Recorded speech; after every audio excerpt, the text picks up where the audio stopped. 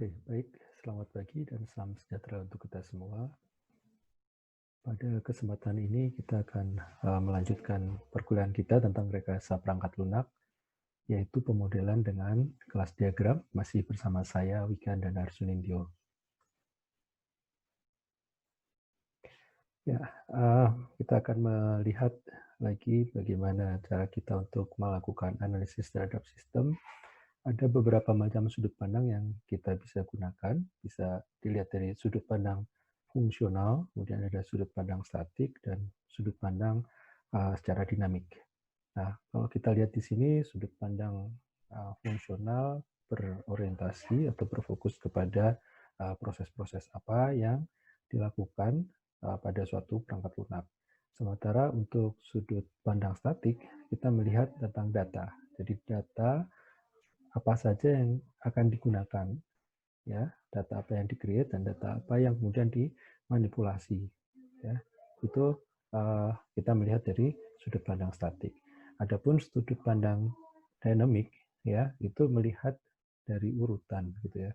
Jadi dilihat dari kelakuannya atau behavior-nya itu seperti apa. Ini adalah sudut pandang secara dinamik. Nah, sebelumnya kita sudah melihat pendekatan secara terstruktur, di mana antara data dan prosedur atau fungsi itu dipisahkan. Ya. Jadi datanya sendiri, terus bagaimana cara untuk mengakuisisi data, memanipulasi data, gitu ya, mengakses data itu ada di dalam proses atau prosedur yang terpisah. Ya, ini yang biasa kita lakukan pada pendekatan yang terstruktur. Adapun untuk pendekatan objek berbeda, di mana data dan prosedur itu melekat, ya. Jadi data itu ada di dalam objek, gitu ya. Terus untuk proses-proses atau prosedur-prosedur yang digunakan untuk mengakses data itu dilakukan atau dibungkus dalam suatu objek, gitu ya. Jadi antara data dan prosedur itu tidak dipisahkan, gitu. Ini cara pandang kita kalau kita menggunakan pendekatan objek. Oke, nah sekarang kita lihat bagaimana sejarahnya dari orientasi struktur, ya, orientasi terstruktur sampai kita bisa mendapatkan yang berorientasi objek.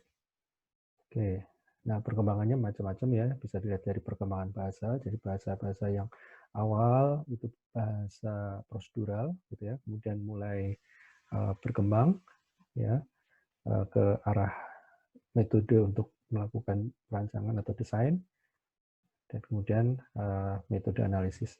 Jadi pendekatannya agak sedikit berbeda, gitu ya. Kalau kita lihat struktur itu mulai dari analisis, desain, kemudian baru implementasi atau pemanfaatan bahasa, gitu ya, untuk mengimplementasikan suatu source code. Dari analisa terstruktur ke yang berorientasi objek itu kebalikannya, gitu ya. Jadi programmingnya dulu, baru desain, terus kemudian analisis. Ya, kita lihat sejarahnya sebagai berikut. Oke, tahun 70-an itu kita menggunakan desain serta pemrograman yang terstruktur. Ya, awal-awalnya kita melakukan strukturisasi program. Kalau kita lihat sejarah dan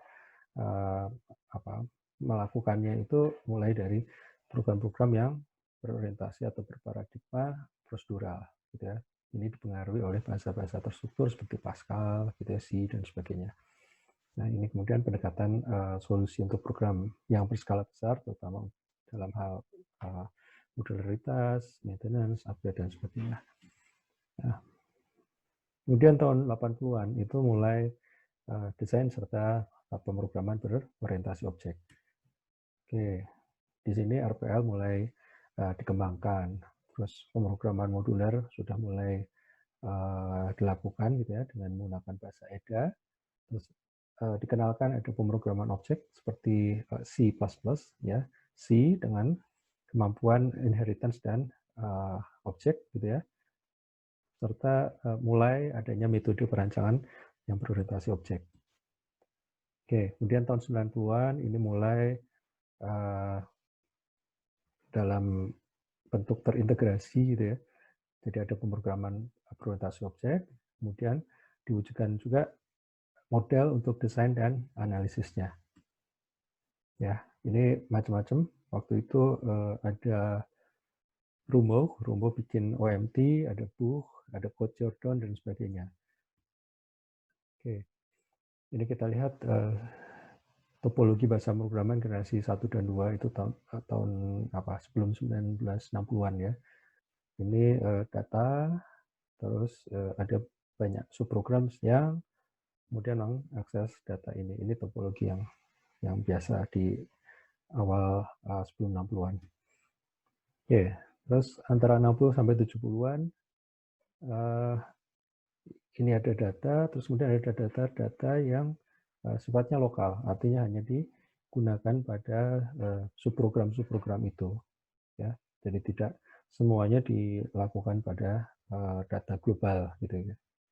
Ini topologi di generasi kedua, ya awal generasi ketiga.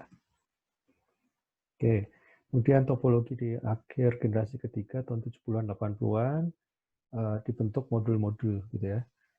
Jadi datanya tidak lagi dipandang sebagai data yang besar gitu ya, tapi juga ada pembagiannya. Terus ada pembagian modul-modul gitu ya.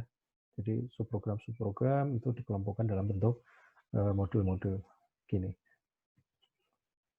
Oke, nah kemudian tahun 90-an gitu ya. Ini mulai orientasi objek ya atau OO. Bentuknya adalah ya objek-objek gitu. Jadi dalam objek itu di situ ada data dan kemudian ada prosedurnya gitu ya atau function. Nah, dia bisa berinteraksi dengan objek-objek yang lain gitu. Jadi topologi arsitekturnya seperti ini. Oke, nah kemudian mulai berkembang ada packaging gitu ya. Jadi large scale application dengan object oriented, beberapa objek-objek kemudian dibungkus lebih besar gitu ya dalam paket-paket gitu atau package. Terus nah package ini bisa berinteraksi satu sama lain. Tapi objek-objek di dalamnya juga bisa berinteraksi juga begitu.